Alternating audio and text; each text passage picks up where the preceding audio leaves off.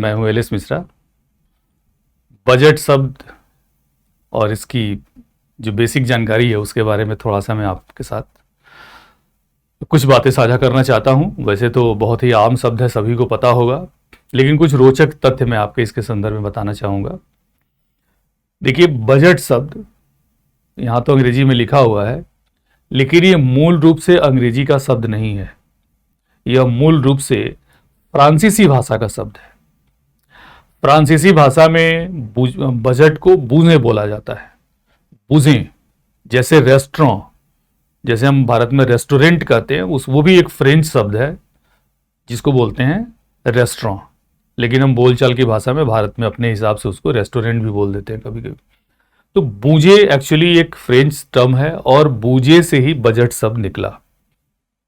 और बूझे का जो अर्थ होता है वो होता है चमड़े का थैला। अब आप सोच रहे होंगे कि चमड़े का थैला और ये जो बजट शब्द आज भी बजट पेश होता है, इन दोनों का कनेक्शन क्या है, दोनों में क्या संबंध है। देखिए, दुनिया में सबसे पहला बजट जो इतिहास में मिलता है आधुनिक अर्थव्यवस्था में, वो ब्रिटेन में किया गया था। तो जो व्यक्ति बजट को तैयार करके और बजट को पेश कर रहा था, लोगों ने पूछा कि भाई ये कौन सा काम कर रहे हैं। जब भी कोई नया काम होता है तो उसको एक नाम दिया जाता है, लेकिन चूंकि पहली बार हो रहा था तो इसलिए उसका कोई नाम नहीं था।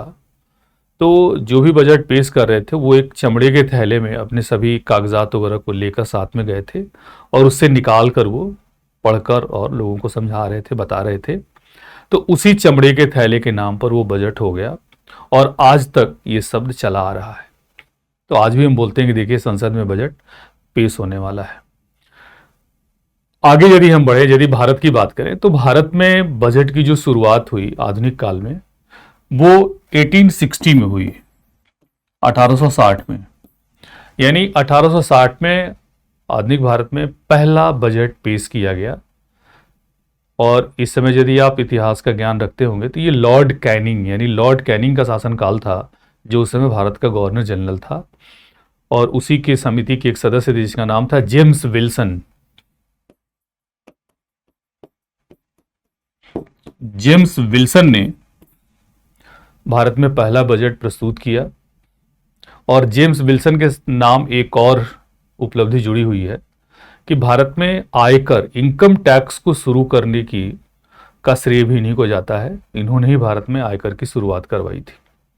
ये पूरा का पूरा यदि समय देखेंगे तो ये 1857 के विद्रोह से भी संबंधित है, क्योंकि विद्रोह एक अचानक उत्पन्न होने वाला विद्रोह था और उस पर ब्रिटिश गवर्नमेंट को बहुत सारे पैसे खर्च करने पड़े थे।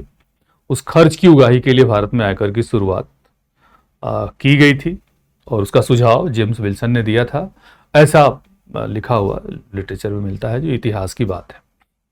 और उसके बाद से बजट हमारी पूरी व्यवस्था का और सरकारों का एक अभिन्न अंग बना हुआ है।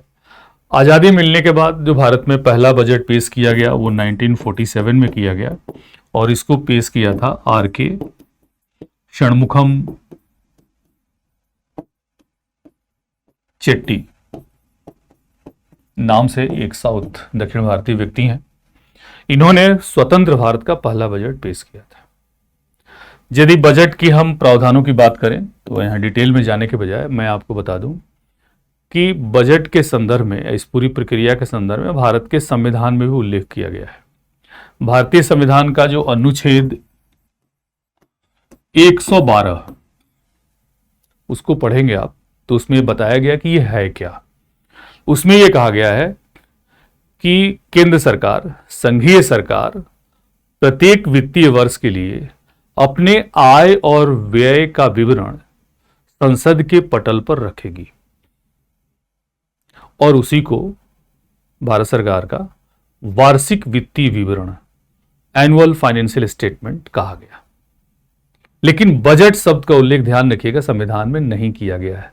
तो यदि कोई पूछता है कि बजट क्या है तो आपको बताना है कि यह वार्षिक वित्तीय विवरण है। किसका? केंद्र सरकार का। ये बजट की मीनिंग आपको इस तरह से, इस बात को ध्यान में रखते हुए कि संविधान में कहीं भी बजट शब्द का प्रयोग नहीं किया गया है। ठीक है, हर वर्ष इधर 2017-18 में बहुत सारे परिवर्तन इसमें किए गए। 2017-18 में कुछ बड़े परिवर्तन ये थे कि एक तो रेल बजट जो अलग से पेश होता था, पहले रेल बजट पेश होता था, उसके बाद आम बजट पेश होता था। 2017-18 में दोनों को एक साथ कर दिया गया। ठीक है, एक और परिवर्तन किया गया कि 2017-18 से पहले बजट को फरवरी माह के अंतिम सप्ताह में, खासतौर पे अंतिम दिन प्रस्तुत करने की एक व्यवस्था थी। लेकिन 2017-18 में उसमें एक परिवर्तन ये लाया गया कि इसको एक महीना पहले कर दिया गया। और आप देखेंगे तो 2017 से ये हमेशा 1 फरवरी को प्रस्तुत होता है और आगे भी ऐसा होता चला आ रहा है। इसके पीछे बहुत सारे कारण हैं, इसको किसी और वीडियो लेक्चर में हम लोग बात करेंगे। जो कि लेकिन इधर हाल के वर्षों में बहुत सारे ऐसे व्यवहारिक परिवर्तन भारत की पूरी बजटीय प्रणाली में किया गया है जो हमारी परीक्षाओं के लिए काफ़ी उपयोगी रहा है। ठीक है, तो इस तरह से बजट के संदर्भ में जो बेसिक बातें मैंने आपको बताई हैं, आशा है आपको समझ में आई होगी। Thank you.